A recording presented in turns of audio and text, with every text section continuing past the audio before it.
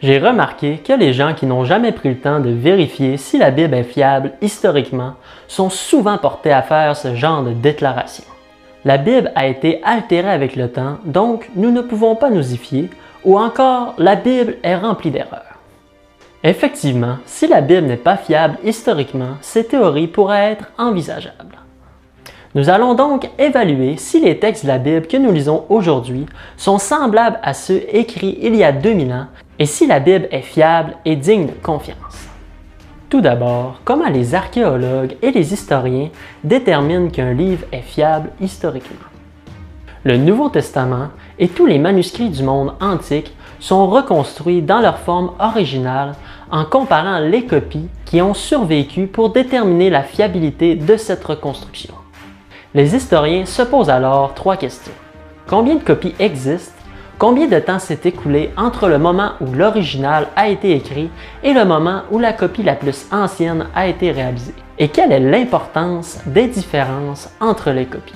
Les experts ont davantage confiance en leur reconstruction du texte original lorsqu'il y a beaucoup de copies pour faire la comparaison, lorsque l'écart de temps entre les copies est court et lorsque les différences entre les copies sont relativement insignifiantes.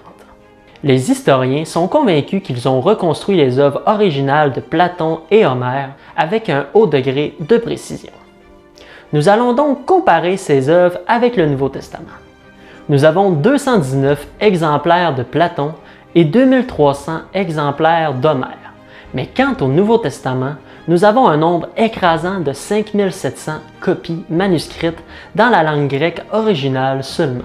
Cela ne compte pas les 10 000 copies manuscrites en latin et les 9300 copies dans d'autres langues anciennes telles que le syriaque, le slave, le gothique, l'éthiopien, le copte et l'araméen, avec une datation allant des années 125 après Jésus-Christ jusqu'au 15e siècle, pour un total de 25 000 copies. Cela fait du Nouveau Testament le manuscrit ancien ayant le plus de copies permettant d'attester son authenticité. Si la taille moyenne d'un manuscrit serait de 2,5 pouces d'épaisseur et que nous emplions toutes les copies d'œuvres d'un auteur grec moyen, les copies mesuraient seulement 4 pieds de hauteur. Tandis qu'une fois empilées, les copies du Nouveau Testament seraient d'une hauteur de 1609 mètres. Mais voyons voir combien de temps s'est écoulé entre les écrits originaux et les premiers manuscrits survivants. Pour Platon, 1300 ans se sont écoulés entre la première copie survivante de Platon et le moment où il a été écrit. Et puis, seulement 400 ans pour Homère. Mais combien pour le Nouveau Testament? Seulement 35 ans. Dans le monde de la littérature ancienne, ce n'est qu'un clignement d'œil. De plus, nous avons également les critiques textuelles, qui de façon simplifiée fonctionnent comme ça. Il y a un original que nous n'avons pas, et il y a des copies et des copies des copies que nous avons. Donc, disons que quelqu'un a accidentellement ou intentionnellement changé quelque chose, là, là et là. Eh bien, ceux qui font la critique textuelle analysent toutes les copies afin de remonter là où il y a eu un changement, afin de pouvoir faire la comparaison et reconstruire l'original de la façon la plus fiable. La richesse de matériel disponible pour déterminer l'écriture du Nouveau Testament original est absolument incroyable. Mais ces manuscrits ne sont pas identiques. En fait, ils contiennent environ 400 000 différences. La question évidente est de savoir à quel point ces variations sont importantes. La plupart d'entre elles ne sont que des variations d'orthographe faciles à corriger. Aussi, il y a des différences mineures telles que l'utilisation de synonymes.